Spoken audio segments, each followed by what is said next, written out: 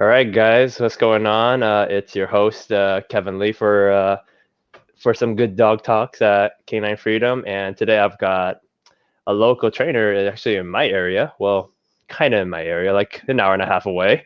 Uh, Heather here. So, Heather, yeah, if you want to introduce yourself real quick and like where you're at and what company or your business name, what you train and what you do. Awesome. Well, thanks, Kevin. I'm stoked to hang out with you and talk with you. So I am primarily a board and train trainer. I do offer private lessons for those who have been through my board and train program. I personally am located in Half Moon Bay, which is an awesome place to be a board and train trainer. We live minutes from the beach and have tons of open fields and areas to work dogs in, but I serve primarily the Bay Area. So I'll go almost as far north as Santa Rosa and as far south as I think the furthest south I went was maybe southern part of San Jose. And then, just kind of a range around the area. That's one of the benefits of being a board and train trainer is I can go pick up your dogs and take them home with me. So I can serve a larger area, but most of my clients come out of San Francisco. Sweet, And yeah. Yeah, and yeah, I always send board and trains to you and a couple of the trainers over there just because I don't do with them. So, and I know I trust you guys a I lot more than the other appreciate board and that. train saints.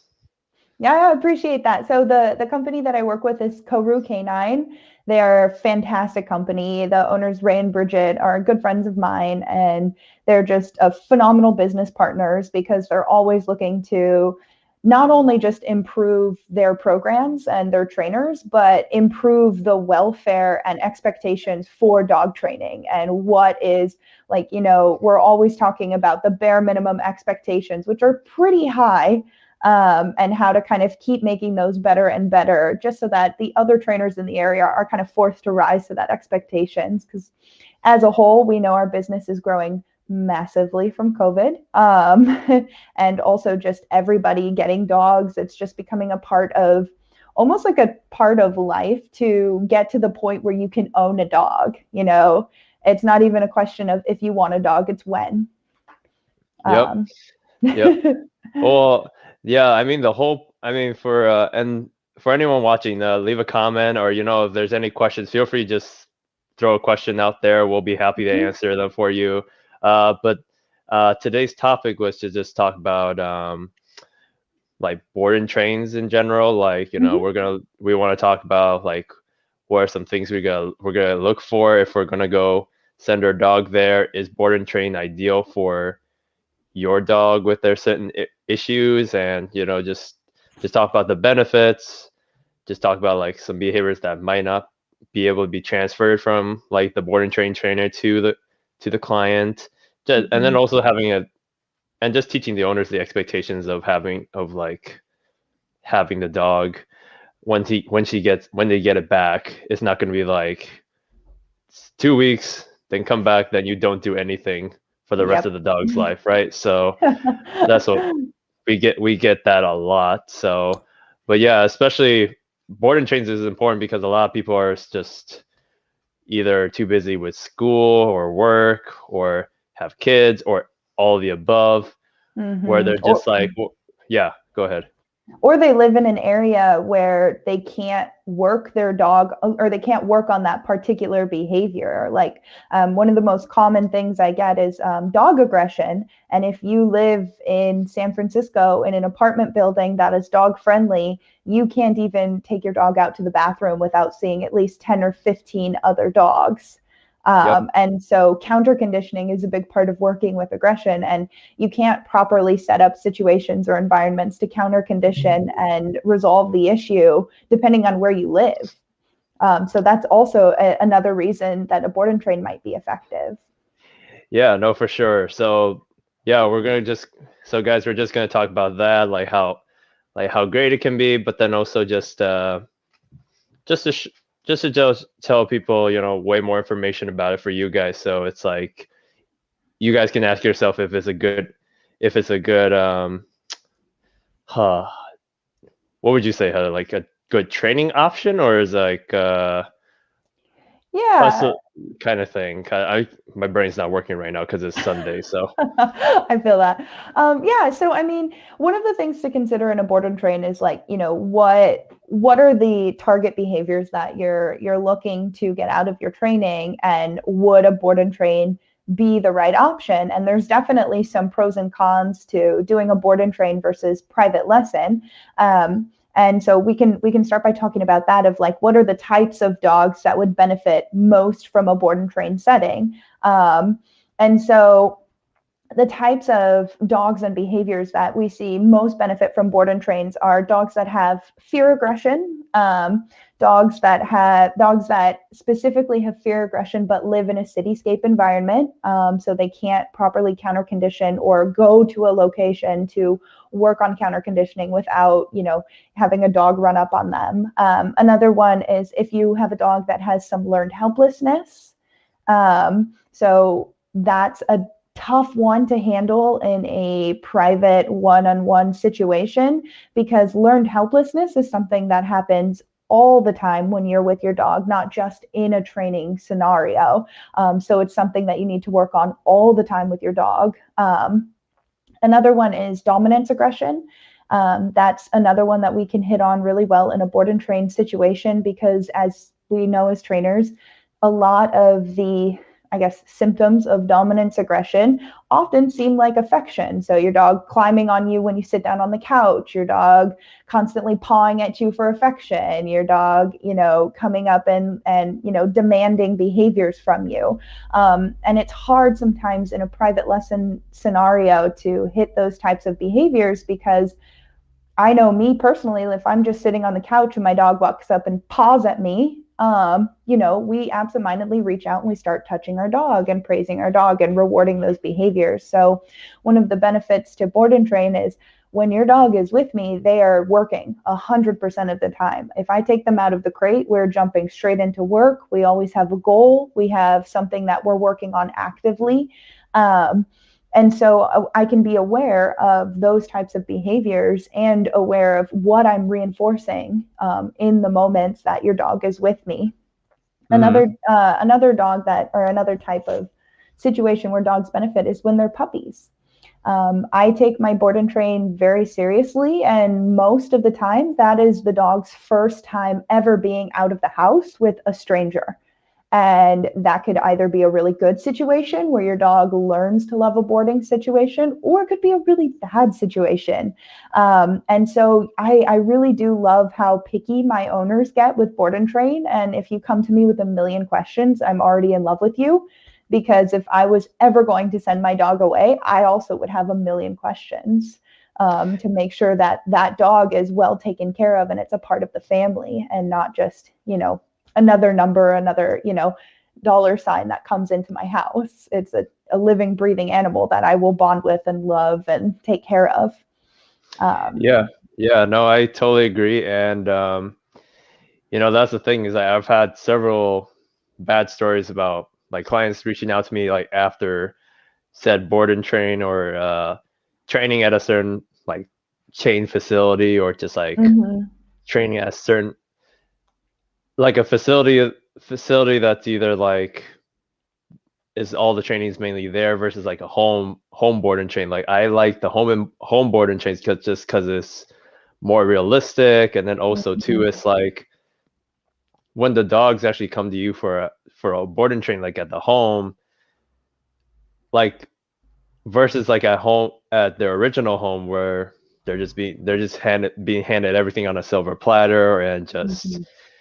you know the owners doesn't know how to implement structure like at the very beginning. That's where it's like we as the trainers can come in to show that, and then when we take pictures and we take a video of how they're doing the next few days, and then the owner is like, oh my god, how could you get him to be so calm? I said, well, that's what happens with structure. That's what happens when you Yeah, jump right into it versus like wait to implement structure when your dog's starting to do something you don't like, right? So, and that's what I like, because in general, it's like we don't own facilities that the dog's gonna have to behave around. It's like it's the home, and then yeah, we're so much flexible at bringing the dogs to parks or field trips versus like maybe some facilities that are limited to that because of liability or Mm-hmm.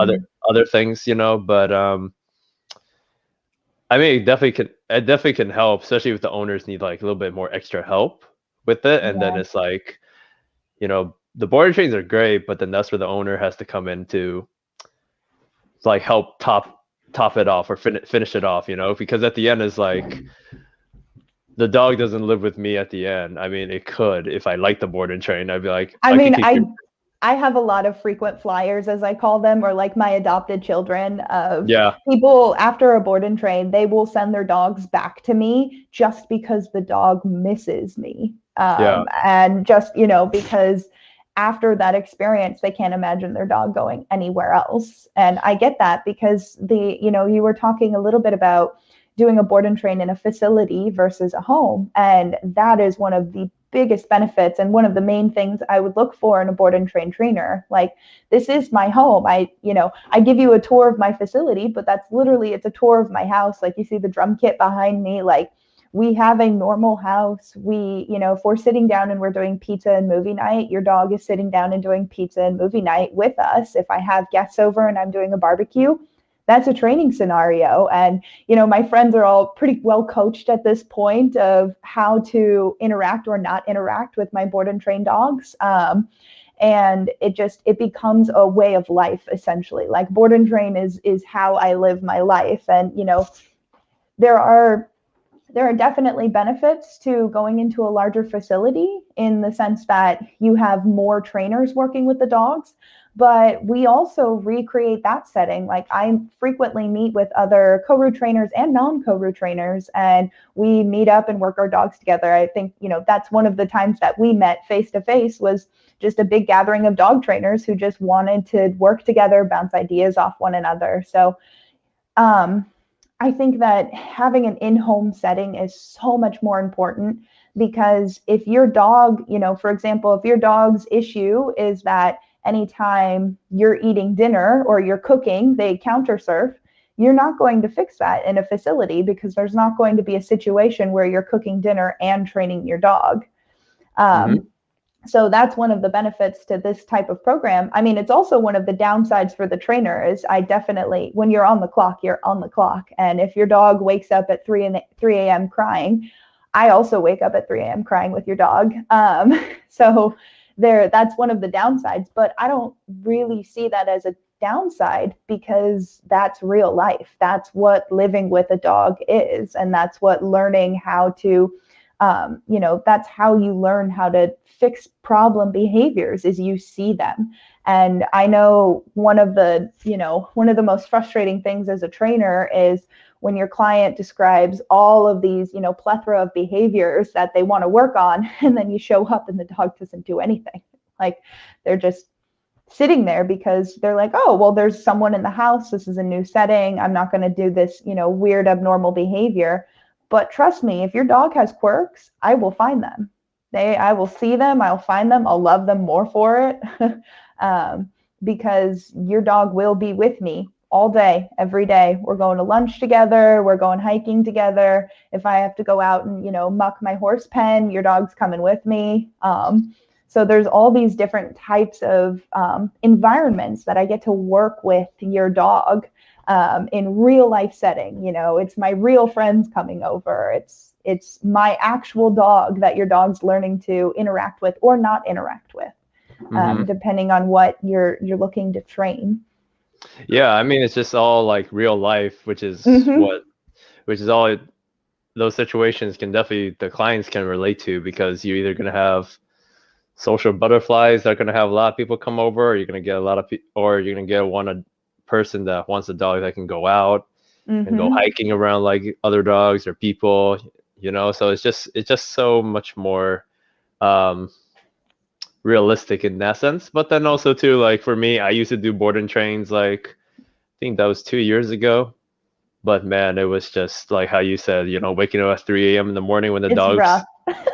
it's super rough. And I've had some pretty intense dogs at that time, because I've had I have a nasty little French bulldog that resource guarded and put a few stitches on a poodle one time. Then I've had like 2 German Shepherd siblings that were just I know. And I mean, that's one of the things too, is I've had so many people ask me, like, when they're handing me, essentially what they deem a Cujo, like they think their dog is horrible and dangerous and scary. And some of those dogs, trust me, they are. I've had dogs that, they needed to tranquilize to put in my car so I could take them back to my house and work with them. But often I find it's the opposite. And a lot of people say their dogs have these, immense behavioral issues. But one of the benefits to board and train is I get that dog home and I set up those situations where, I can control 100% of the environment. I control 100% of the reward system. And I also control the timing of those training sessions. So I often find that the dogs that people think are really bad usually aren't that bad. It's something else. It's an environmental factor that they don't deem, or it's an owner behavior, or, it could even be a learned behavior that the owner didn't even know they were doing. Like, those clients who they've dealt with a reactive dog for so long that as soon as they see a dog, they tense up and directly cue their dog into an aggressive behavior. So those are the kinds of things that I can see and I can fix in a board and train, because 100% of it is personalized to your dog. One of the questions that I often ask people when we're getting ready for a board and train is, don't tell me the things you want me to train your dog to do. Tell me the kind of dog you want to live with. Do you live a lifestyle where you want to go hang out at a brewery on a Sunday with your dog? Do you want to take your dog backpacking?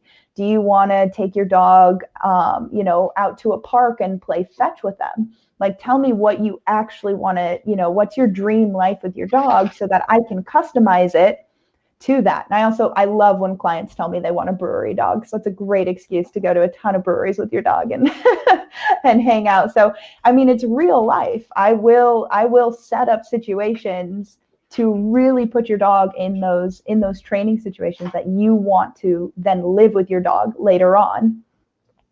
Yeah, no, for sure. It's like when people tell me like what they want to work on or the specifics with the board and train, it's like cool. And then what I can do, like I don't know if you do it, but I like to just take video, or I'll just document everything that I try to do with the field trips, or like whether I have to get a friend to film me work the dog at like Home Depot or something, where it's like, hey, look, this is me going through the process with your dog. I mean, it's like sometimes I wish I had taken video of me working with their dog and just send them the whole unedited video, where it's like, they can see me struggle, but also see that my brain's processing too. That is not like a snap of my finger, like Tinkerbell. It's like, that's why they pay us, is just to understand the dog and then see what works for them, and just so this way they can see that, okay, whether the trainer's struggling or not, that it's a process, because because a lot of people, like, you can always edit the video and just show all the good parts, but I feel like for the owner should be able to see the whole thing. That's why I like Larry Crone's videos, because it's like he'll just put the whole 40-minute long YouTube session, or like the 20 minutes of just being in the yard with the dog. It's just like, it's like how he quotes it, it's nothing sexy. The training's it's not sexy at all. It's just training. So yeah, I like that as well. And, for me personally, anyone who's done my board and train knows that I send a crap ton of videos. I try and film every single session, and I may not send every session, but I film it both for the benefit of the owner and the benefit of myself, because that's another way that we as trainers learn, is I go back and I watch my video and I'm like, my timing was off by like half a second on this. I should have rewarded the dog here. This is when I should have jackpotted. So, I mean, my tripod goes everywhere with me. And in my personal board and train, I send client updates 2 times a week through email, once on Tuesday and once on Friday. On Tuesday, I'll send some pictures and just generally tell you like, hey, this is what me and your dog are up to. These are some of the field trips we've been on. This is, all the way down to like, I'm going to tell you exactly how your dog's stool is doing, because that's the kind of information I would want. I want to know exactly the whole picture of the health of my dog. And then Friday is where I send all of the videos, every tiny little snippet of training. I send it to you and then break down in an email the steps and the processes. And what you'll also see frequently on the videos is, I get excited if I catch a dog refusing on camera, or if I catch like a really like you're talking about, a moment where me and the dog disconnect, because in reality, when I return that dog to you, you're going to have those same moments. And it is not all peaches and cream. It is, learning how to work through a refusal. It's learning how to effectively use your tools and not get frustrated with your dog, and learning your own limits.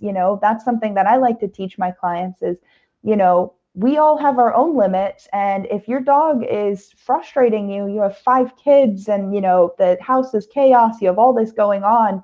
One of the best things you can do for yourself and your dog is set your own expectations to ones that are reasonable, and not be expecting yourself to be with one hand training your dog to be on place while you're also cleaning your house and cooking and watching all your kids, and you have, the neighbor's dog running back and forth on the back fence. Like, know those moments. And, for me, I love when I catch that on camera. It's priceless. I have a separate section in my Google Photos specifically for how to overcome refusals, or what does a bad prong collar introduction look like? What does a good prong collar introduction look like?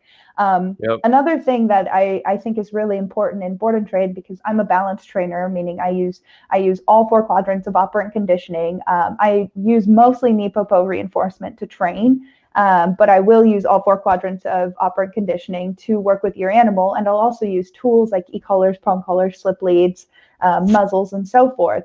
And anytime I am going to put a novel tool on your dog, or I'm going to use a novel form of reinforcement for your dog, I immediately turn my camera on, so you can see your dog's first experience with a prong collar, not their 10th experience, because that to me that's not the real training. I want to see how you introduce the tool, and I want to see how you teach the dog to understand that type of reinforcement.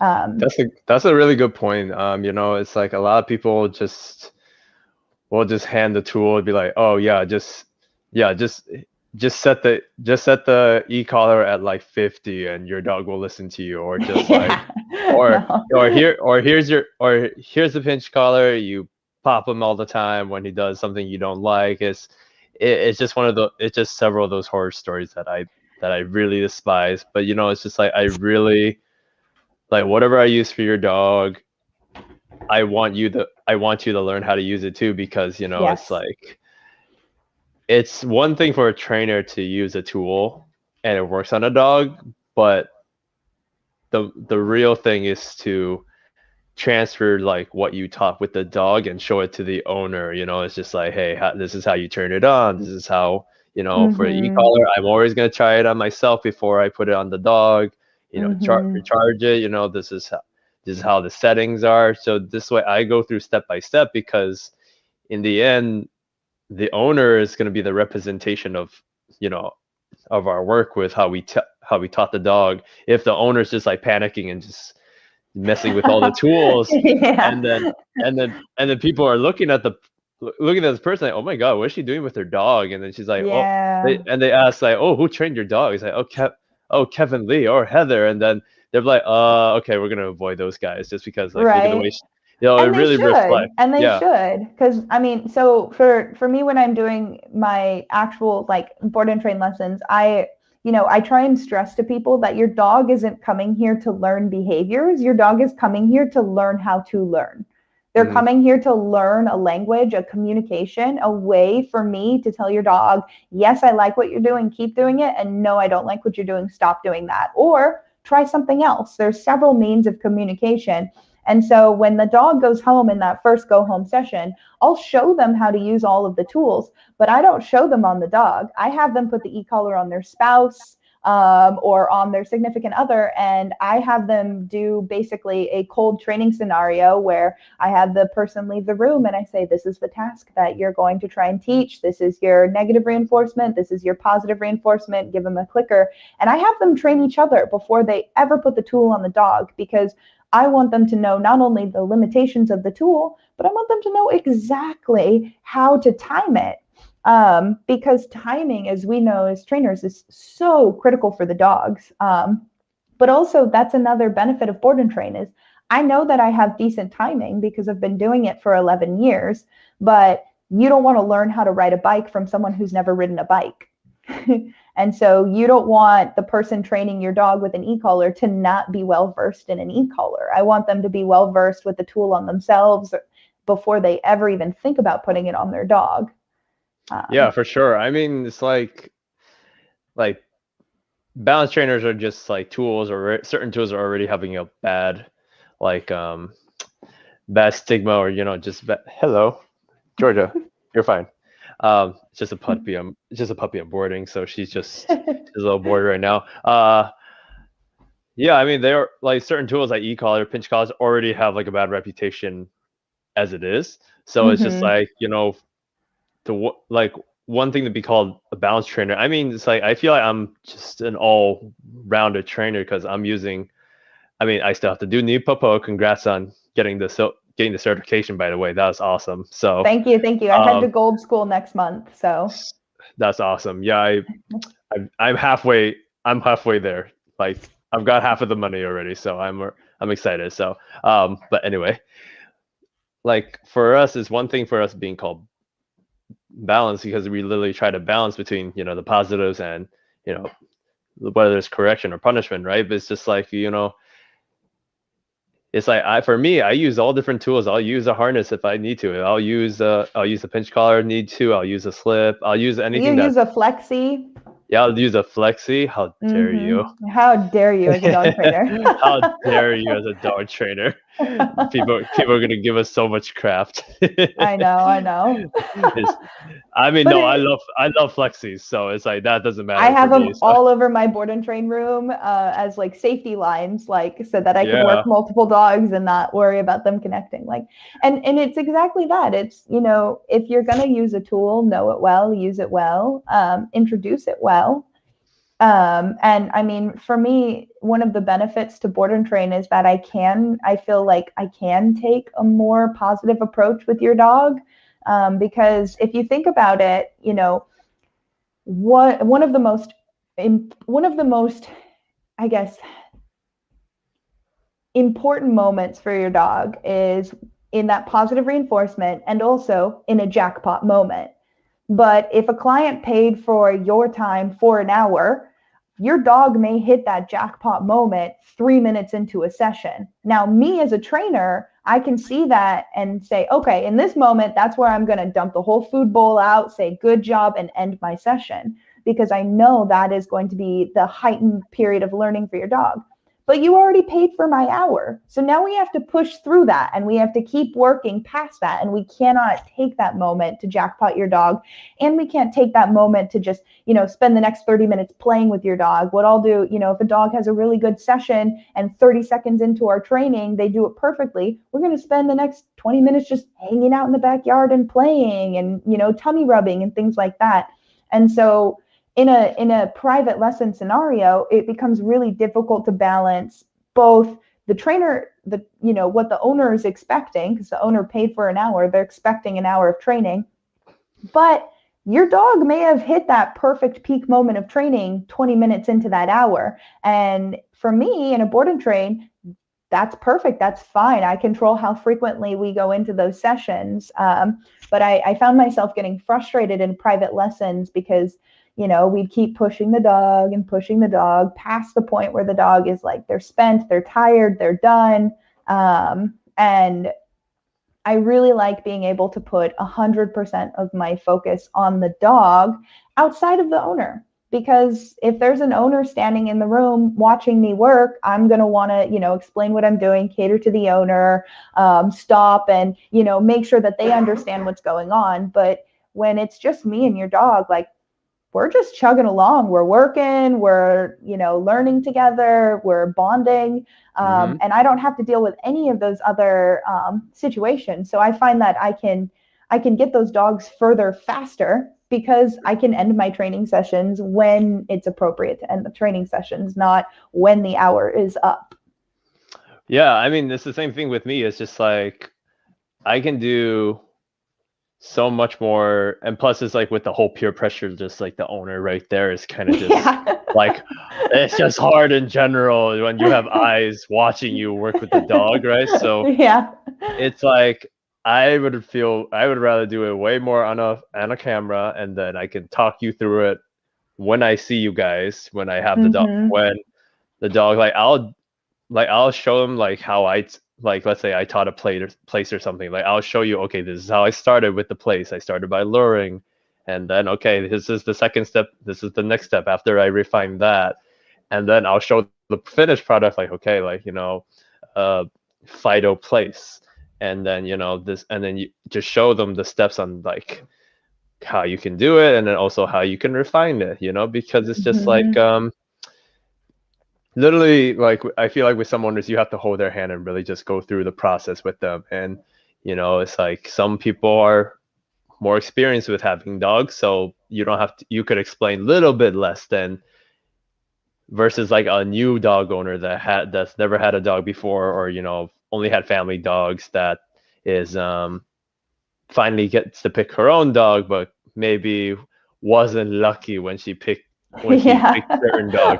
So that's where it's like for us, it's like I feel like also too, when we do boarding trainings, it's like we get to learn about the dog way more because we're spending time to actually study the dog, Mm-hmm. getting to know the dog, versus like the owners that are like The owner's interpretation of their dog.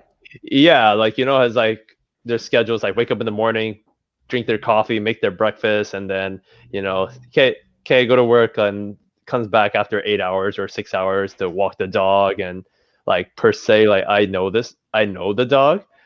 Mm-hmm. But then like for a boarding train, I could just at the end of the process, I can go like, hey, did you know your dog like this? And they said, really? I said, yeah. Yeah. And it's like, so you can use that for your training, or just here's are some things that I've noticed. And some of my owners will be like, oh wow, I didn't know that about him. Actually, hold on, we have a few questions I'm gonna pull up. Hi Karen, what is the flexi? It's the retractable leash. It's the flexi lead. You know what I'm talking about, Karen? The one that I told you not to use, or the one you show sometimes I've used.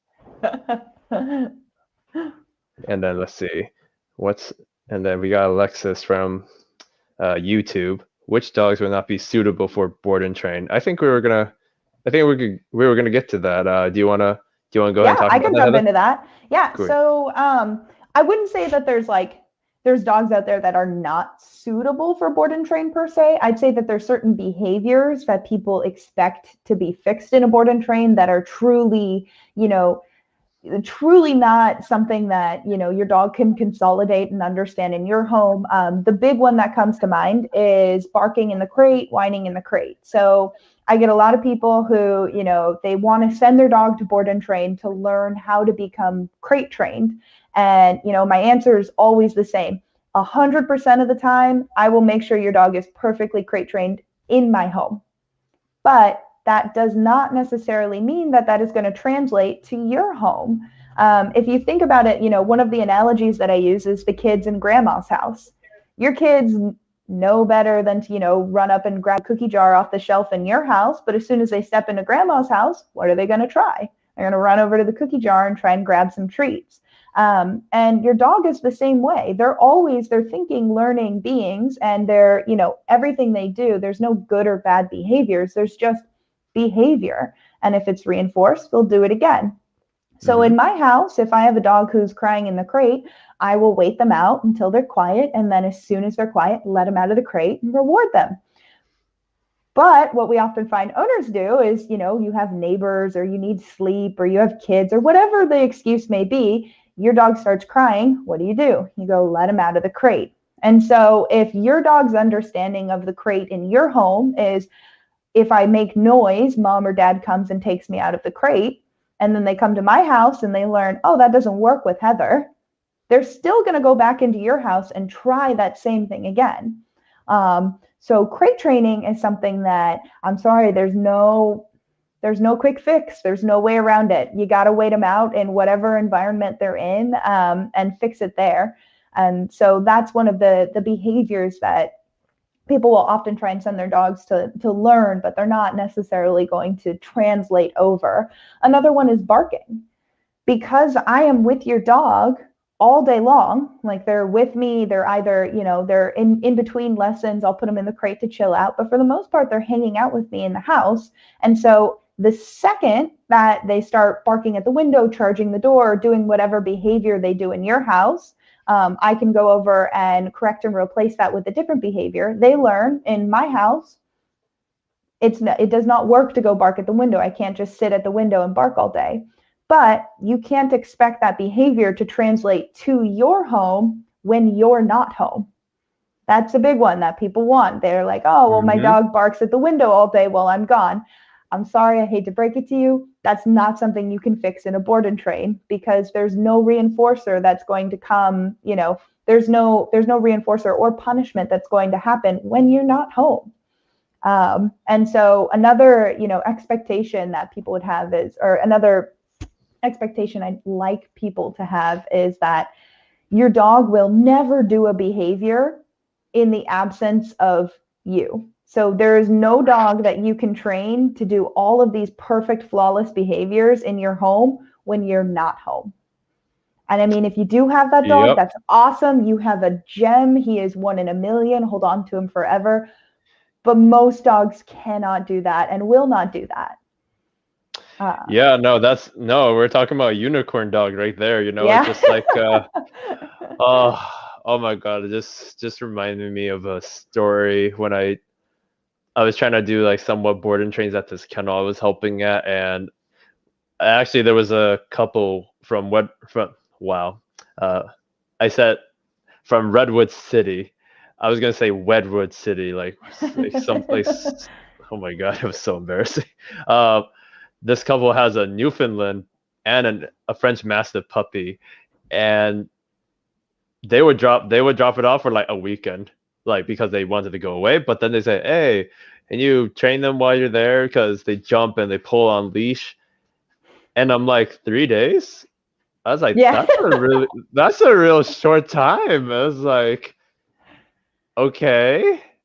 And I would work with them a little bit. Like they wouldn't do the jumping because they were, it wasn't their house, and I wasn't their parents, so they weren't like comfortable, or they weren't pushing your boundaries. They were pushing my boundaries, and I did work on the leash stuff, but then it was like I met them and I showed them a little bit, but then they come back. But then like in a few weeks or like a few months, they come back saying, oh, we gotta drop them off again. Can you work on no jumping and walking? And it was just like, I was like, why don't they look for someone local? But then I was like, hi Apple. And I'm like, I was like, come on. And I was like, okay, let's do this again. And then they were calling and be like, hey, so I don't think we should pay because they're still doing it. And I sent an email or I sent a message. I was like, listen, it was like, I'm only as good as your consistency with the dog. Like, you pay me for the knowledge, and like I give you the knowledge, and it's up to you to whether you utilize that information or you just put it to the side. And that's why it's like, when people ask me like, would a board and train be effective? Like I'll tell them, listen, it's like the board and train is only as good as like on what you do after he comes back, because people will spend like 4,000 or like let's say 10,000 as a ridiculous number for like to get your ideal trained dog, let's say. But if you don't continue what the trainer did, if you just let the 1 year out the other with the training advice, and you just go back to your normal life thinking that your dog's just like a robot, it got reprogrammed to do things, then it's literally $10,000 down the toilet. And I It said, no, is. you It is. like, and Yeah. I'm sure I'm sure you had some experience with that where it's just like it didn't work out, or if it's like, you had to have that talk where, you have, as the owner, you have to make sure that you have to You, continue, so. yeah. Yeah. Follow through is really important. And I mean, I like how you put it of like, it really is, money down the drain if you don't follow through with the training. And I mean, I don't know if other board and train trainers are like this, but I'm pretty hard on my clients when it comes to consistency and follow through. Like I have a very high expectation because people do, I put so much work into your dog that I know the second I step back into your house if you've done your homework or not. You can't hide from your dog trainer if you've done your homework. It is clearly visible because I can have a conversation with you and you can tell me all the things you think you've been doing, but one look at your dog and I'll know different. And so for me, client expectations is definitely, it's worth talking about because I call those people who expect, the robot dog to come back. I tell them there is no magic switch behind your dog's left ear. There is Hmm. no reset button that I'm just, I'm hitting and your dog is perfect. It is through creating a rapport. It's through consistency, it's through structure, and it's through a system of rewards and communication that I'm able to teach your dog how to do these things. But if you go home and you never put your dog back in the crate again, you don't ever borrow, you don't ever bother with putting those tools back on, you don't set up training situations, or you just go back to dumping your dog's food into a bowl twice a day with no expectation, Hmm. your dog will lose all of that. And one of the ways that I try to create that client follow through is the videos that I take throughout the training. So I save those into a Google Photos album, essentially, that is shared with my clients. And after the dog goes home, I expect them to send me updates. So now I want you to take videos of your work and do the same thing that I did for you. I want to see those updates. I want to hear about how your dog is doing. And I expect my owners to recreate a board and train when their dog goes home. So it's not Hmm. you send your dog to board and train and then your dog comes home with, all these awesome behaviors. I might not even show you half of the things that your dog learned in board and train. I'll just pick a couple key things that I want you to focus on for a couple of weeks and then check back in and see how those are going and then layer in some more. But in that original couple of weeks that your dog is returning back to you, I expect you to recreate a board and train in your own home and do the same things that I was doing with your dog. And, call me if you have questions. I hate when people just like, they're confused about something and they just don't speak up. They don't tell me that Yes. there's something they don't understand. Yes. I can't fix it if you don't tell me. Like, like, just to pause there, like, I trust me, it's like I literally think if I don't get a text and I literally tell them, like, listen, if you have any concern, if you have any question, just text me. Mhm. Even if it's the most ridiculous thing, like, just text me. Yeah, just let me And know. yeah, and then it's just like in a few weeks, like maybe 2 months pass, and I'm like, oh, he must be doing really good. And then but then I end up texting and say, hey, how's it going? And then I'll get a client that's like, oh, he's still doing this. Oh, Mhm. we went on a family vacation and then we didn't practice. And I'm like, uh-huh. It's like, so why didn't you tell me? I could have come sooner. It's like, oh, well, I forgot. And then I was just like, okay, Yeah. you know. One of my favorite things that I heard, I wish I remembered who said this, but you can't care more than the client cares.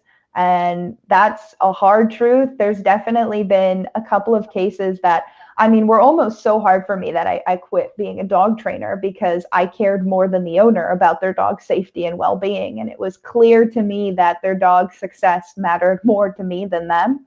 And that is hard. There is no easy way around that. I've had dogs that I've asked the owners to surrender to me because I could see that they were clearly not going to put the time or effort in, and that dog was just going to end in one very dark road. So that's a hard one. Is the nice thing about it is, or the nice thing about my clients is, for the most part, everybody loves their dog, and they're really enthused by the training. They're really excited to have a way to communicate with their dog, and so we can just be passionate about their dog together. But it does get hard when you have that passion, when you connect with that dog, when you love that dog, and then you see, as soon as you bring that dog home, you watch their face fall, you watch their tail drop, like, oh, I'm back here in this house or with this person. That is one of the hardest things as a board and train trainer. Is I've had dogs who try and literally run and jump back into my car as I drive away. And come home with me. Yeah, I mean, it's like you're also a human being too, so it's like you want what's best for the dog, and sometimes it's like someone will have like a dog that can really have potential, it's whether it's like whether it's like agility or dock diving or maybe bite work probably, but then you just feel like this dog could just have so much more, but the owner isn't providing. Or sometimes it's just like, that's why I really want to know like the people's lifestyle, and just be like, from my experience, it's like just working with dogs all the time, and just like how people's lifestyles are. If it's like your goal is to make your dog okay with dogs or friendly with dogs, but then the only place you go is like a dog park, or like something of that sense, where it's like, I know like your schedule isn't gonna enable you to take your dog around a bunch of dogs like every day, where it's like, and sometimes I'll just tell them like, listen, like with your certain limitations or something like that, you might not be able to like get your dog to play with other dogs, but your dog can at least just learn to you can call them off other dogs, or you can get them to just be right neutral. Here, be neutral, instead of like being super scared or trying to kill other dogs. You know what I mean? So it's like, and they ask me, is my dog ever going to be social with people or social with other dogs? It's just like, sometimes it's like yes or no. It's just like your dog can be neutral, but doesn't mean your dog's going to be the golden retriever that's going to go up and say hi to everyone, So I think it's just really just lowering.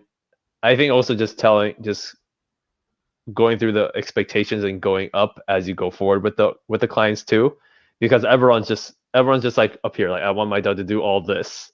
Yeah. And I feel like a lot of people, their expectations might be up here because they look around them and they expect their dog, like you were saying, like if they are expecting their, German Shepherd to act like a golden retriever. They're expecting their, 11-month-old intact cane Corso to be friendly with other male dogs at the park. The expectations are, I think that society places a lot of unrealistic expectations on owners and dogs. And one of the biggest ones is that every dog needs friends and every dog is social with other dogs. And I'm sorry if you believe that, but it's not true. It's just not true. Some dogs, just like some people, don't like other people. Some dogs just don't like other dogs. But you can still teach that dog to exist around other dogs in a happy, safe, manageable way. And so another, that kind of hits on the owner expectations of, I will be completely honest with you about the dog that you have, not the dog that you want to have. I hate when I hear people say, well, my last dog. I'm sorry, this is your current dog. Your last dog doesn't matter in this context.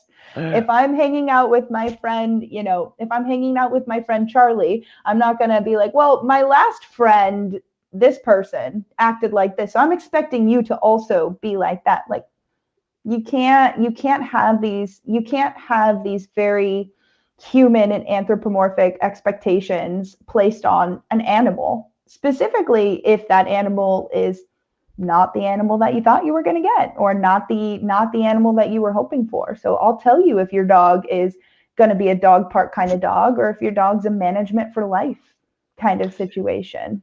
Yeah, I think we also I mean, it's pretty much like everything these days where we're comparing our past experience with our current situation or just like things like that. And trust me, I totally relate to you with that whole like my dog before can do this because I've had clients that told me like, oh, I had two Schutzen German Shepherds, or I've had Yeah. like, I've had those two and five other dogs before I had this dog, and yet I can't train this dog. And I'm like, cool story.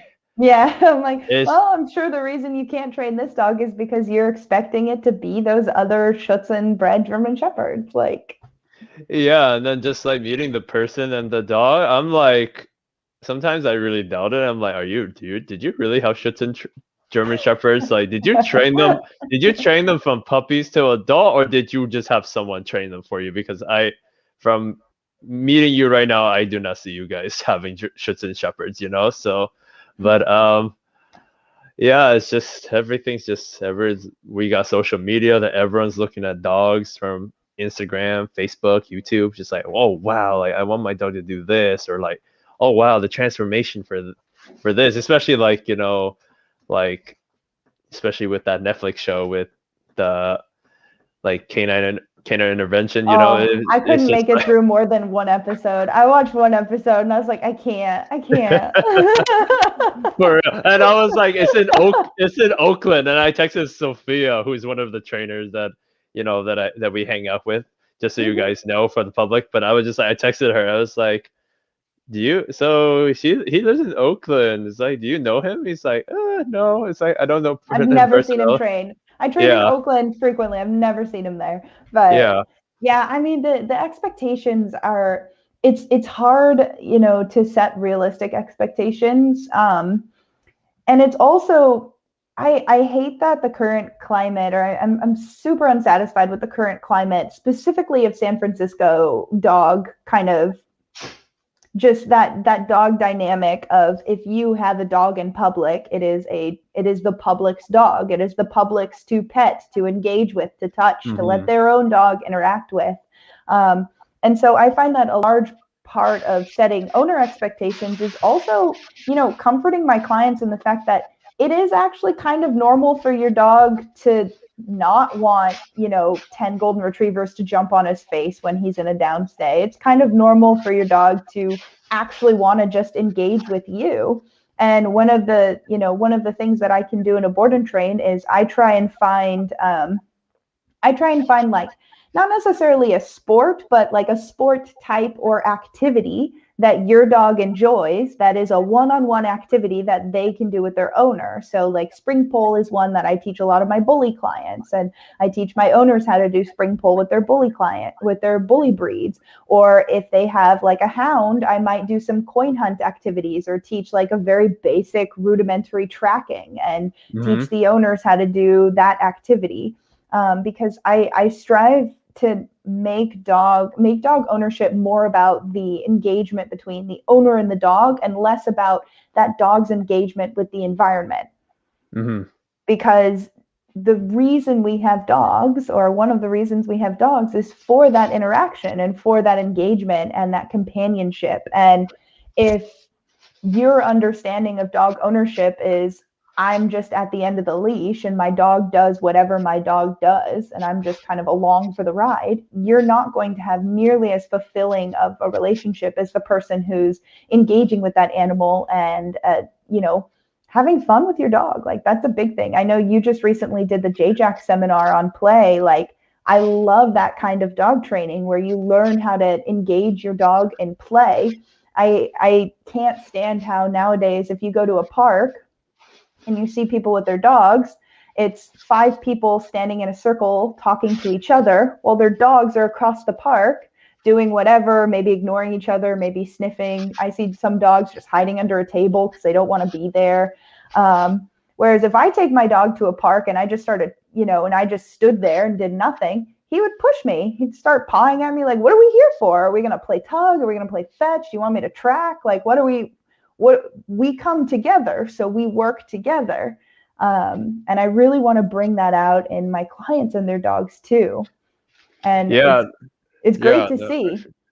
Yeah, no, it's great. I mean, it's just like that's the thing. It's just also like like with most owners, I tell them if you can fulfill the dog socially, physically, and mentally, your dog, you're gonna have a happy dog. But also, like, Yeah. don't live the, you shouldn't live another person and another dog's life. You should be living Yeah. like you and your dog's life. Like, you're not gonna be the, it's okay if you don't have the dog that can go with you on off leash hikes or like the beach or just, somewhere that's super crowded, that it's not gonna be a good setting for your dog. If like, if your dog's happy with like a good tug and just like just self-fulfillment, but then also like, again, it's your lifestyle. So that's where it's like, it's also just like, because we bring because dogs are literally like, our prisoners in a way. So it's just like they can't literally do much. They can't grab our keys and just go and drive out, then come back Yeah. home, say like, and then I could be like, hey, how was your day? It's like they're, whatever they do, we're involved with it somehow. Yeah, they're you know reliant on us for everything.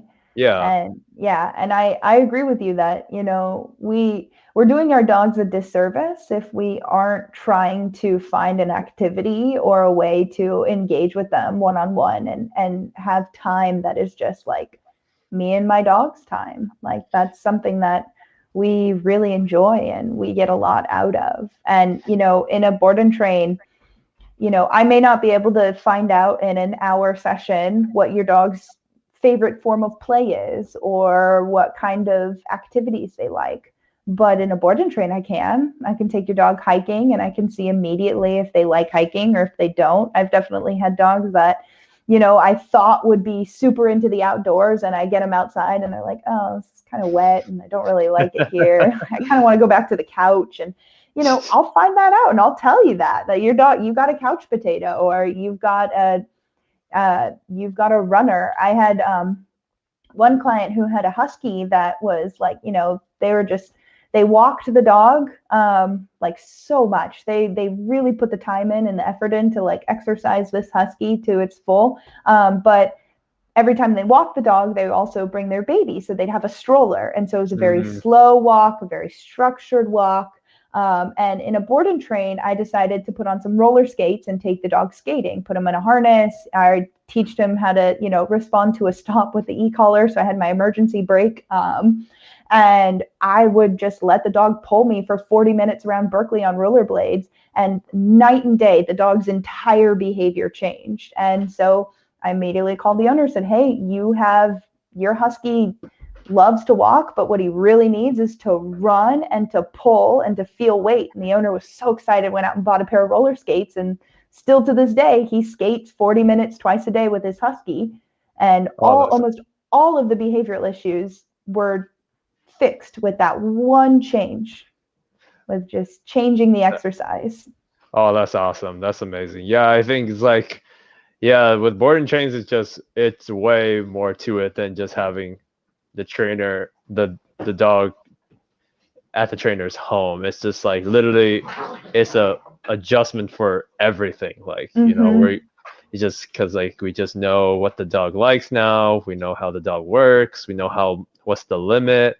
We know what makes it tick. We know what dogs they get along with if they find, Mm-hmm. if we are able to find that out, so then we could share with the clients. And so that's why it's just so important. Like, I want to make this interview and just make this talk about like what do you want to look for in a board and train, and like, what are the things to look for, and like just knowing what you're to expect when you're going to go home and pick the dog up, and like what do you have to do Mm-hmm. once your dog's back at home. Hey guys, I know it's dinner time. Stop it. Literally all my 5 dogs are like huddling right here because it's like they know it's around dinner time, and now they're just being brats about it. So, um, I but love that. yeah, there's just like, I think just that expectation and just being real with the clients, is just really Yeah. important. Okay, And hold being on. I want real to with the dog. be real with the dog, and I think we're so self-centered about it. It's like it's always about me, but then Mm-hmm. we never focus on the dog and what the dog needs, and that's the big thing I have to tell my clients. It's just like, I'm not focused. I want to like I know what you want, but I have to tell you what you guys need to Yeah. make this work with your dog. So that's the big important part. I just want to check the questions real quick. Yeah, Oh, yes. here's a big one. Listening to you talk about being real about who your dog is. I have a 2-year-old dog who's slowly becoming a resource guarder. She's otherwise super friendly and used to love playing at the park with the off-leash dogs, off-leash beach, but now too unpredictable for me to take. Is this something that can be retrained, or do we just adjust life around it? A little Okay. bit of both. Yeah. I'd Yeah. say a little bit of both. One thing that sticks out to me in that question is I have a 2-year-old dog. So one thing I want to say right off the bat is that 2 years is a big important milestone for your dog. That's about when they are fully matured mentally. That's when their hormones are kind of fully balanced out if you haven't already desexed them. So that may part of that may be that your dog has always been a little bit of a resource guarder, but maybe was not fully developed hormonally or mentally, and so now you're starting to see behavior. So I actually do get a lot of dogs right around the age of 2 in board and train, because that's when the issues, so to speak, people start to see, oh well, he's been super friendly at the dog park and now all of a sudden he's attacking golden retrievers, or he's always loved to go to this one spot and now he cowers in the car as we get out of the car. So that's to answer that question, to a certain extent you can definitely train your dog to call off of other dogs in that instance, but if your dog is starting to show signs of resource guarding, that's something that you would want to maybe have looked at in a board and train and see if there's other factors. Because in that specific setting where you ask the question of a dog park, let me see, Actually, playing at the I park, think it's beach. yeah, Yeah. or a beach. Okay, so in that specific setting, the big environmental factor that I would want to hit on is the other dogs. You never know if maybe your dog's starting it, maybe another dog is starting it, but in a board and train, I can set up scenarios where I can tell, is it your dog or is it other dogs? Is it other owners? So that is something that you could look into a board and train for. I do get a lot of cases of resource guarding. And the nice thing about it is I have my lovely assistant, Simcoe, come here, buddy, who is trained essentially to put pressure on to a certain extent or take pressure off, depending on what I need, so I can see where your dog's threshold is and figure out where exactly we need to work on the behavior. Oh man, that must be nice. I'm like, oh, he's amazing. like my dogs, they're kind of burnt out. My dogs are burnt out from having.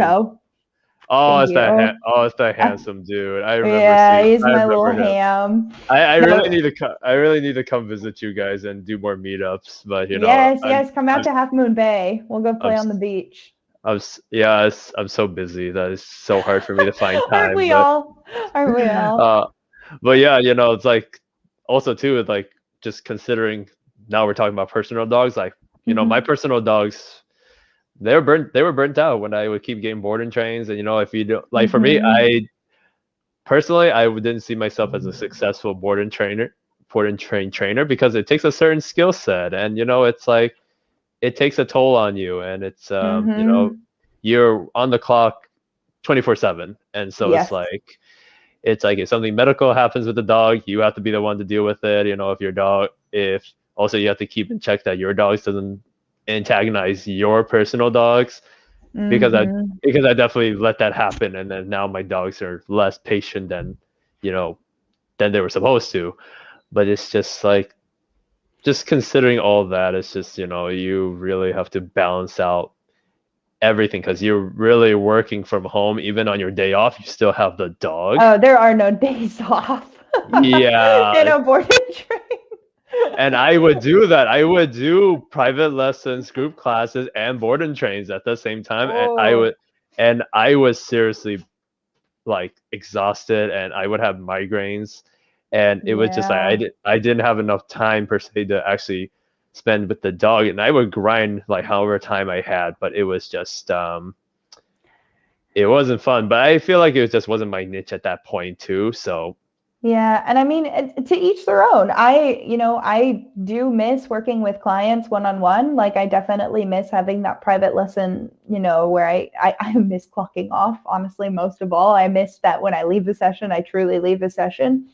But in, my first year of board and train, I almost burnt out because I was taking on too many dogs. I was not actually giving myself breaks. I would schedule, to have a week off, and then I'd hear an emotional case of an emergency of, oh my God, you need to take this dog now. He just bit my kid or whatever. And I would cave and I would take dogs sooner and, essentially spoil my time off. I don't do that anymore. Um, but I almost burnt out. I almost completely quit being a dog trainer after just 1 year of board and trains because it really truly does take a big toll on not only you, but like my partner also has to live with all of the dogs that I live with. And when my friends want to go do something, we have to account for my timing. Can I leave the house for more than set number of hours to go to this event? Can I bring my dogs? I find that now when people invite me places, they'll also immediately put underneath, yes, you can bring dogs, or this is not a board and train event. Yep. Yep. Yeah, no, um, I mean, just going there, it's just like my best friend in Sacramento, like Newcastle area. She does board and trains all the time, and she does a lot of puppy board and trains and like service dog training, and she's never like off off clock. It's always just tending to mhm. them. And that's why it's like, for this video, I want to give a shout out to like dog trainers like really good board and trains like you, Heather, and all the other ones that I know. I want to make a big shout out for your, everyone's contribution in society and just, working hard because some dogs aren't as easy as others. So it's just like, and you guys have to go through that. And sometimes you might be having a full 8 hours of sleep. Sometimes you're just having 0 hours of sleep. So Yep. it's Yep. But I it's love hard. it.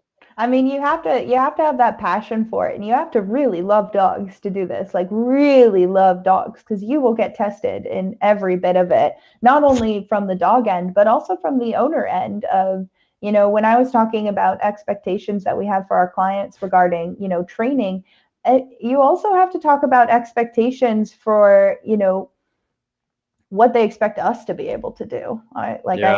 I am a human, and I'm only one of me, but I do try my best. And I think that now I've kind of I've hit my groove, so to speak, in board and trains. Of I work a set number of weeks off, I work a set number of weeks off. So I have like a 3 week or 4 week on, 1 week or 2 week off, and I religiously stick to that schedule because if I don't, I feel myself starting to burn out. Yeah. Um, and it's, because when I am with your dog, I am truly with your dog all day, every day. Mm-hmm. I'm working with your dog. It's not that your dog is just here existing with me. Like I'm interacting with them constantly, which is awesome. I love it. Yeah, no, I mean it's just like I'm sure like I would like if I were to send my dog to a boarding train, like if it was you, I'd probably be so peaceful about it and just, just know that my dog's is in good hands, versus like, way it could be way worse, It so could be. And I mean, I think, you had mentioned that you wanted to discuss kind of what to look for in a board and train. yeah. So I'm down to kind of jump into that. 'Cause that you brought up a good point of, peace of mind with your dog is a huge factor. You will find no one who is more picky about where their dogs go when they're out of town than me. Mm-hmm. Like I personally put my dogs into a board and train when I go on vacation, just because I know that if they were sitting in a kennel, they would be losing their minds. I'd rather them be working with a trainer, actively out and about. But one of the main things that you want to kind of look for in your board and train is the care of your dog. Is your dog coming back to you, with kind of like dirty fur and longer nails, maybe some gunk in their eye? Or are they coming back clean, healthy, happy? Are they excited to see their board and train trainer? Are they like not excited to see their board and train trainer? Those are all things that you want to look on. And keep an eye out for. And for me, like daily health checks is just a part of the routine of, every single day I'm giving your dog a complete pat down head to toe, checking in between their toes for stickers. We're doing grooming for the long-haired dogs every day. We're bathing your dog. Oh yeah, I get a lot of doodles, and man, the brushing. I just pulled a lot of like these sticky burrs and all that stuff. So when you just told me about that, I was like, yeah, I You should have feel watched. that. You feel that. Yep. As And I should have watched you before your mom come pick you up and like in the next hour or so. But it's fine. It's fine. She's tired, so it's all that matters. but that's something that's important. Like, you want to make sure that your dog is not only being taken care of mentally, like they're having fun in their training, but physically, like, are they getting their exercise needs? And also, for a lot of people, their first time that they're coming to, for a lot of puppies in particular, I find that I get a lot of puppies who have maybe like unkept nails, or maybe some gunk in their eye, or just like general thing, or like their hair's too long if you have a doodle. And I'll turn that into a training session, and I will do like a grooming introduction with your puppy and teach them how to stand on a grooming table, introduce them to all the different brushes and sprays and shampoos that they'll be needing for the rest of their life. And that's a good moment where I can also explain to the owner the grooming requirements of their dog. And I've had people who had no idea that their doodles even needed to be shaved every 6 weeks. And so it's little things like that. Like, I can really fine tune it to your dog and find out exactly what kinds of, what expectations you have for your dog. But going back to what to look for in a board and train, I think one of the best things you can do if you're looking into a board and train is go find that specific trainer and read their reviews. Listen to what other people have said about their dog, their program, their care, all of that, because there is no better information than directly from people who have been through that process. And you'll get a true, honest answer about the reviews. Another thing is, you want to kind of check, for me personally, I check the trainer's max capacity.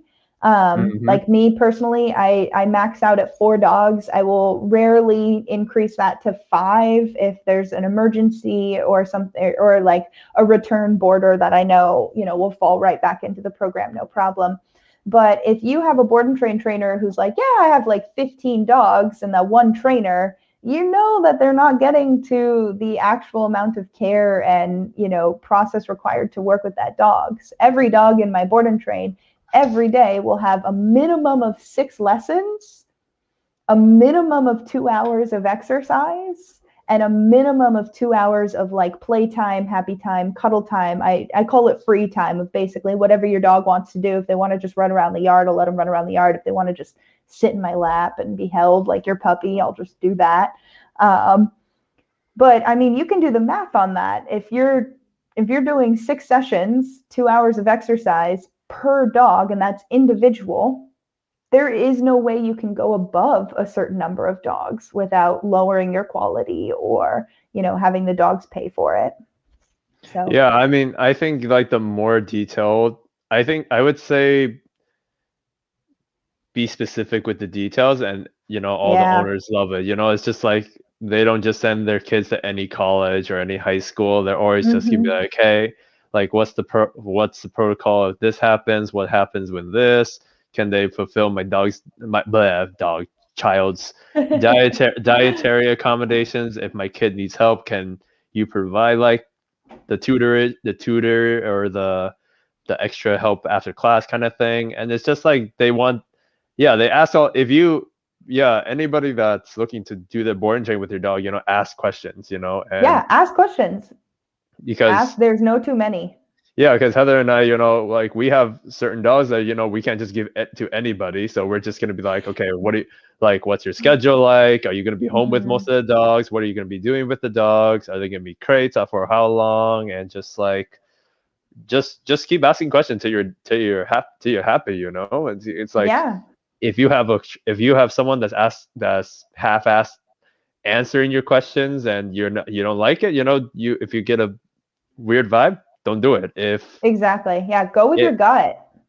Yeah, if like you have someone that's answering questions with full detail and like full confidence, like Heather does, that's and they hit all the good marks, go for it. It's just because what you pick will really affect your dog, so Mm-hmm.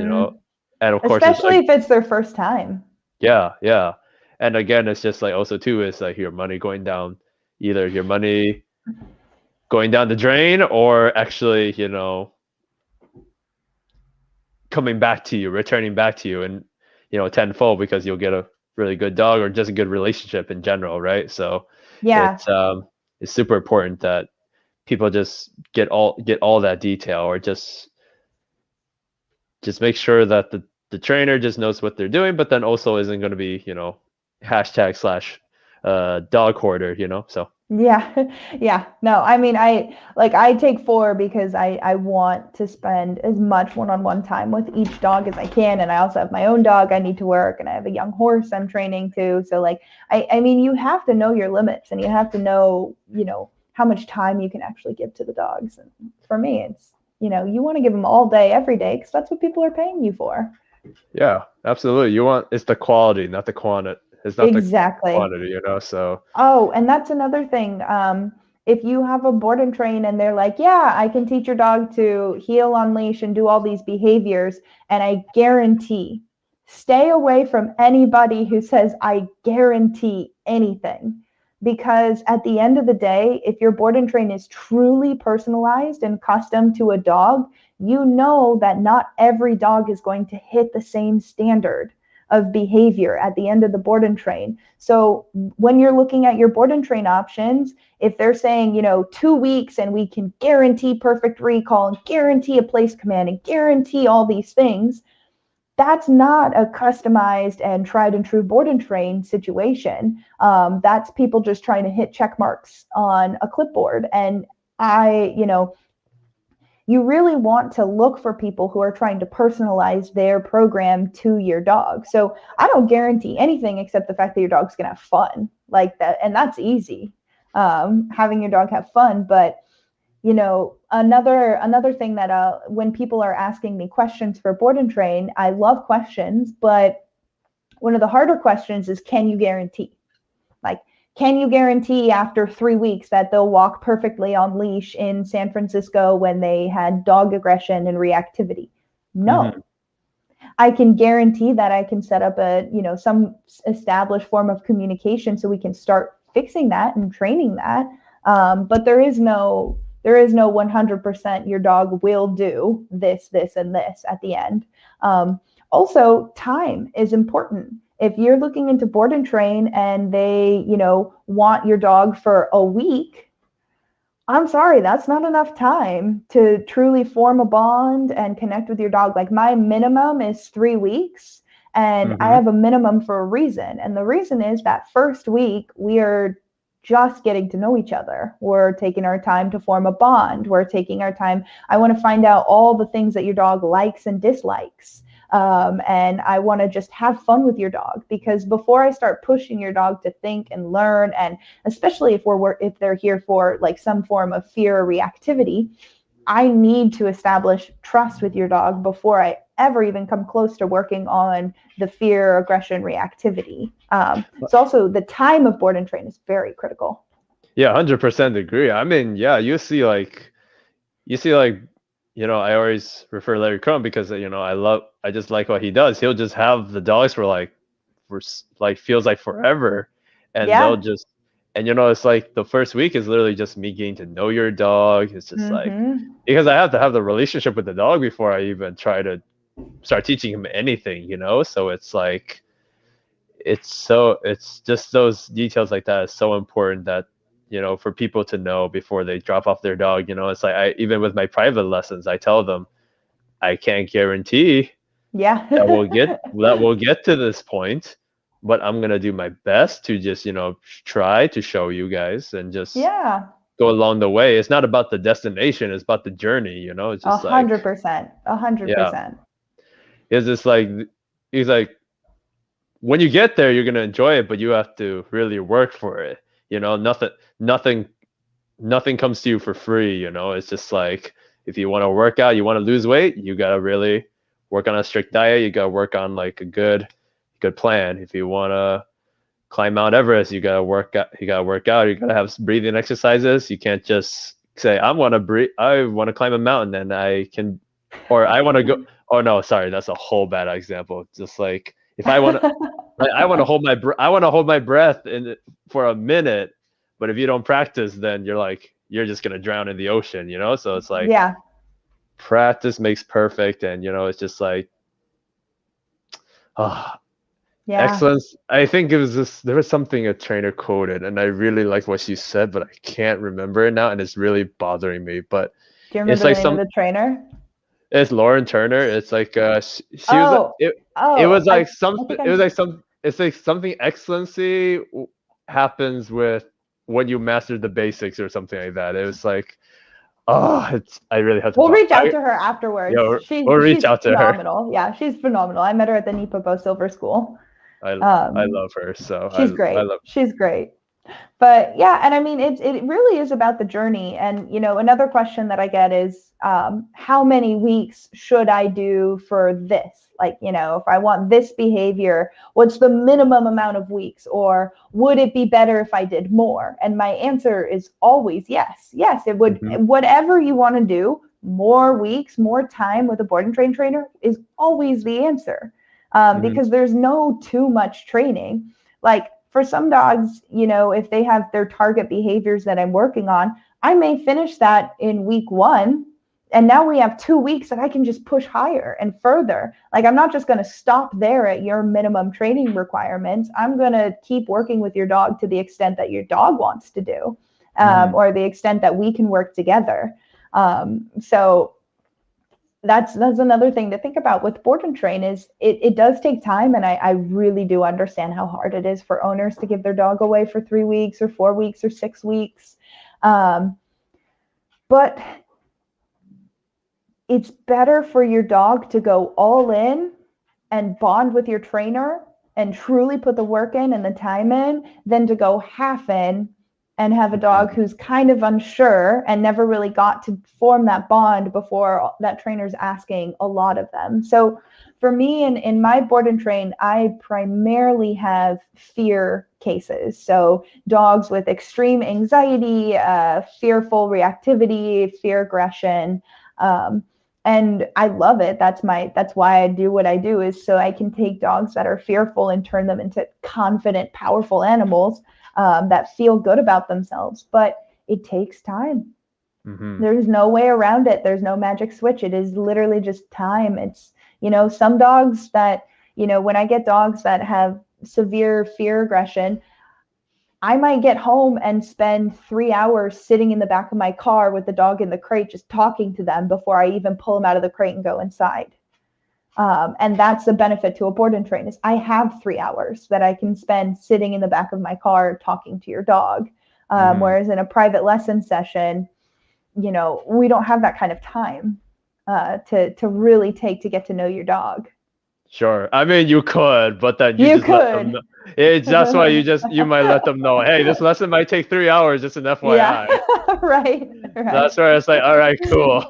But yeah, no, that's why you want like something like that. And to be fair, like also too, I'm not like talking like crap about like all board and train facilities. It's like, you know, chains or like certain ones. Like I have like I know there are some really fantastic facilities that are doing amazing work for their board and train programs. And so it's just like, I just want to clarify that I'm not talking shit about like facilities or anything. So just to clarify at the end, you know? So, well, I mean, it is what you get what you want. And I mean, some people want their dog to go to a facility and they want, you know, they want their dog to be working in a big group setting, and that's fine. Like, that's great.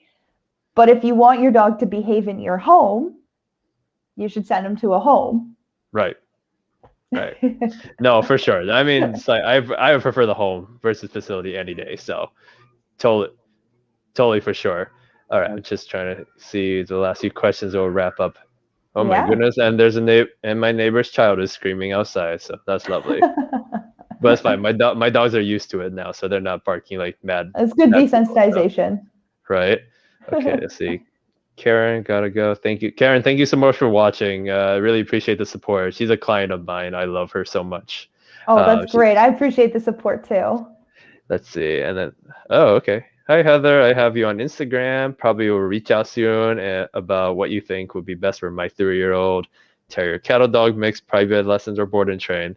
So Perfect. yeah, cool. And then Perfect. I have quite a few people who find me on Instagram. yeah, no, I mean for sure. I mean, guys, like after the interview, like we'll put our information down, or like I'll ask Heather and how you guys can reach her, and I'll definitely give a shout out for her business and all that good stuff. So, what's the best way to use an e-collar? I feel like people misuse them pretty badly. 100% agree. Libby, if there's a couple of good YouTube channels that you can probably look on. I would say look up Larry Crone if you want to learn how to use an e-collar. I mean, there's so many more, but from the top of my head, like Larry Crone is like gives a lot of free content on YouTube. Justin Ringney has some good e-collar work on there too. Yeah, so like just I would, yeah, don't just look up how to use an e-collar on YouTube, otherwise that's very dangerous. Yeah, but, I could say how I use it in a board and train.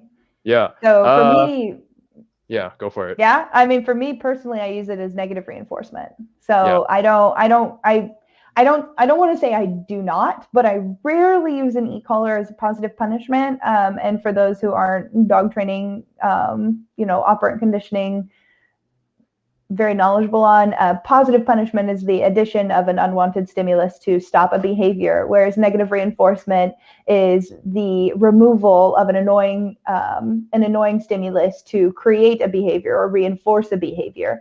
So for me, I use an e-collar in the same way that your car tells you to plug your seatbelt in. You get in your car and you turn it on and it goes ding, ding, ding.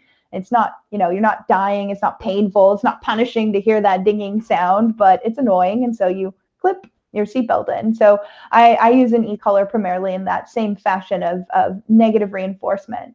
And I use it frequently in knee-popo reinforcement as well. So I start with a slip lead and teach the dog how to understand pressure, turn off pressure, and then from there I'll layer in an e-collar and use the e-collar as the new form of the knee-po and knee-popo reinforcement. But yeah, I mean, if you're gonna get an e-collar, find a trainer who knows how to use one. That goes back to you don't learn how to ride a bike from someone who's never ridden a bike. Find someone who you like how they do it. Yeah, I mean, definitely like when that's the big things. Like if you want to learn how to use e-collar, just find a trainer. But then if they say I use for punishment and just high levels of punishment, I'm just like, hold on one second. Hold on one second. Give me one sec, Heather. No, that's totally fine. I hear a little honking back there. In case anyone wants to know what it sounds like to live with many dogs. Let's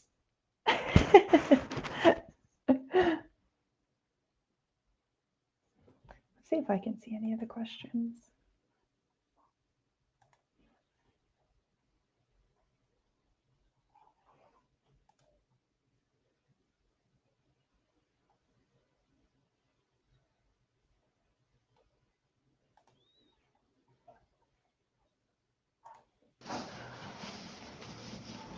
Oh, well, that's always fun. It happens. Sorry about that, folks. A little bit of miscommunication, but that's totally fine. But yeah, that was a lot. That was a lot to talk about. So it was. Do we have any other questions that we should address? Let me see. No, I think that's it. Yeah, I think let's just wrap it up and just think that just quickly skim through just to consider with the board and train. Just like for you guys, just ask a lot of questions just to make sure the board and train is a good fit for you. Just know the expectations for when you do get your dog back. What you have to do in your role to continue the training and just be consistent with it.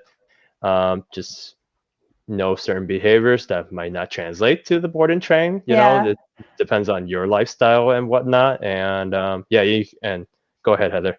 Yeah. So, I mean, just to kind of wrap up, like you were saying, when you're considering a board and train, do your homework, do it well, know the kind of training that your dog is going into, know the minimum amount of time your dog needs to be there, know the style of training that that trainer has, and make sure that that trainer is willing to openly discuss with you a day in the life of your board and train. So, we talked about earlier, follow your gut. Well, follow your gut and do your research. Know what you're getting your dog into, because it could, for me, I take my board and train extremely seriously, especially, in the cases that it's a dog's first time leaving their home. I want them to enjoy it, because you can also create bad behaviors or unwanted behaviors, or create fear and separation anxiety if you do it poorly. So know that.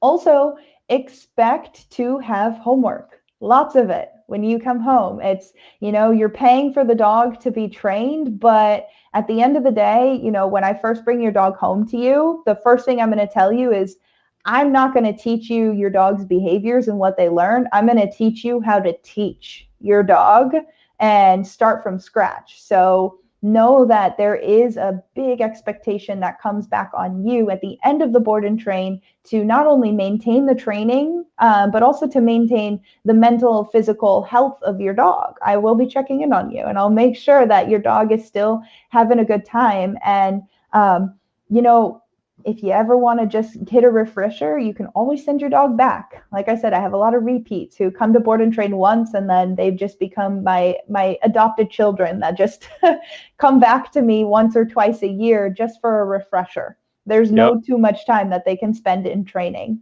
Yep. Yeah, so I mean, awesome. I mean, thank you guys. So for those that watched or left questions, thank you guys so much for staying tuned and watching. And this is just one out of 16 interviews. So let's keep this momentum up. And so Heather, how do people, if they were interested, if they were in your area, how would they reach out to you and for your Yeah. board and train? Yeah, so if you're interested in talking to me personally, I can go ahead and, I guess I could drop my email. Yeah, Is there like a way I could put a I, banner up or something? I don't know. I could just chat it to uh, you. yeah, I'll just put it under. I'll just put it under our chat or in the comments or something where it's like I can just have them contact on how to contact you. I'll put it in the YouTube channel or something. So, Perfect. Okay. So basically, one of oh, the one of yeah, the here we go. options is you can email me. I'd say my phone number, but I'm horrible at responding to text messages. So if you really want to get a hold of me, email me. That's at heather@korucanine.com. We'll put that in the Got it. comments. Awesome. So that's my email. Feel free to reach out to me that way. Another way is you can follow me on Instagram, and that is at Canine Advocate Heather. Put that up as well. So most of the dogs that you see on that page are my client dogs. So if you want to see what a day in the life of the board and train looks like, follow me on Instagram. I try and post daily stories. So people can kind of, I think people find it fun when they see their dog pop up in a dog trainer story or whatever. And I'm also going to be dropping quite a few dog training videos on that as well. And Sweet. then yeah, those are the two ways to get a hold of me. Thank you guys so much for listening. And thank you, Kevin, for putting this together. I'm really excited to hear the rest of your talks. Yeah, thank you, Heather. I really appreciate it. And it's always nice to just talk to new faces, or just I haven't talked to you since last year or 2 I years know, since. before the pandemic. So we'll have to meet up and work our dogs together sometime. Yeah, no, for sure. All right, Facebook. All right, YouTube. We're gonna sign out real quick, but hope the rest of you guys have a fantastic day and enjoy this video. So peace out, guys. Bye, guys.